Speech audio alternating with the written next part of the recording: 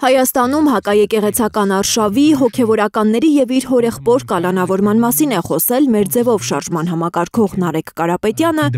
ամերիկացի հայտնի հեռուստահաղորդավար Թաքեր Կարլսոնի հետ հարցազրույցի ժամանակ։ Հայաստանի վարչապետի արդեն կես տարի շարունակվող հակաեկեղեցական արշավն ու դրա հետևանքով տասնյակ մարդկանց կալանավորումները ըստ Նարեկ Կարապետյանի վկայում են կառավարման ավտորիտար ոճի մասին։ He wants to change the narratives of the church. Նա ցանկանում է փոխել եկեղեցու պատմությունը, որպեսզի մարդիկ մոռանան ցեղասպանությունը եւ մեր պատմությունը։ 6 ամիս առաջ վարչապետը սկսեց հարձակումներ գործել հայոց եկեղեցու եւ նրա առաջնորդի դեմ։ Ցանկանում է տապալել նրան, փոխել հայ եկեղեցու 1700-ամյա կառույցը, ստանալ եկեղեցու նկատմամբ վերահսկողություն։ Թաքեր Կարլսոնը զարմանում է, երբ լսում է, որ Հայաստանում կալանավորված arczepiskoposներ կան։ Նա arczepiskoposներին բանտարկել է։ Այո, arczepiskoposներ, որ հասկանաք, դա մեզ համար շոկ չէր։ Ինչու՞։ Arczepiskoposներից մեկը բանտարկվել էր, քանի որ 4 տարի առաջ մի հարցազրույցում նա ասել էր, որ վարչապետը պետք է փոխվի։ Երկրորդ arczepiskoposը բանտարկվել էր, որովհետև 3 կամ 5 տարի առաջ նա մասնակցել էր վարչապետի դեմ կազմակերպված ցույցի։ 3 years ago or 5 years ago. Վախ է տիրում Հայաստանում, Կարլսոնին պատմում է Կարապետյանը։ Ըստ նրա, հետապնդումներից խուսափելով ազդեցիկ շատ հայեր լռում են, չեն խոսում վարչապետի սանձազերծած հակաեկեղեցական արշավի դեմ։ Մեր ձևով շարժման համակարգողը ակնարկում է, որ շատ գործարարներ վախենում են իրենց բիզնեսը կորցնելուց։ The one man who started talk about this. Եվ այն մարդը, որը սկսեց խոսել այս մասին, իմ հորեղբայրն էր, Սամվել Կարապետյանը։ Հեռուստահաղորդավարը համակ ուշադրությամբ լսում է աշխարհի ամենահարուստ հայերից մեկի կալանավորման պատմությունը։ Լրագրողը մոտեցավ նրան եւ հարցրեց, թե ինչ է նա մտածում եկեղեցու դեմ կառավարության հարձակումների մասին։ Նրա պատասխանը տևեց 37 վայրկյան։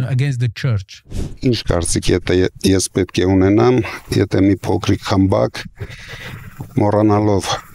հայոց պատմությունը, հայ եկեղեցու հազարավոր տարիների պատմությունը հարձակվել է հայ եկեղեցու վրա, հայ ժողովրդի վրա, քանի որ ես միշտ եղել եմ հայոց եկեղեցու կողքին ու հայ ժողովրդի կողքին, ունենալու եմ անմիջական մասնակցություն, եթե չհաջողվի քաղաքական գործիչներին,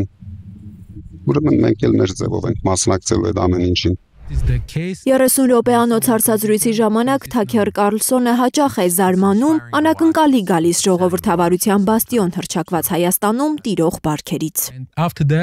Դրանից հետո նա ձերբակալվեց, ես ու հայրս նույնպես ձերբակալվեցինք։ Դուք ինչու ձերբակալվեցիք։ Չգիտեմ, իր եղբորորդին լինելու համար կամ գուցե այնտեղ լինելու համար, չգիտեմ։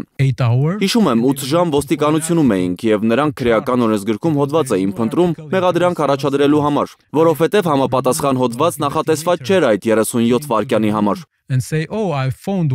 Քննիչը մտավ սենյակ ու ասաց. գտա մի հոդված։ Մյուս քննիչն ասաց դա չի աշխատի եւ 8 ժամ հետո միայն գտան մի հոդված եւ մեղադրանք առաջադրեցին։ Թե իբր նա ասել է, որ վարչապետը պետք է գահանկեց արվի։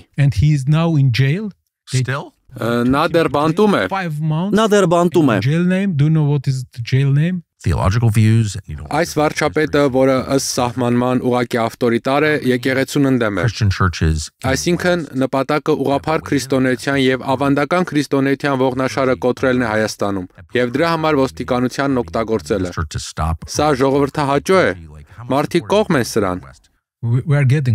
Հայաստանի բնակչության մոտ 90%-ը դեմ է վարչապետի քաղաքականությանը, պատասխանում է Նարեկ Կարապետյանը։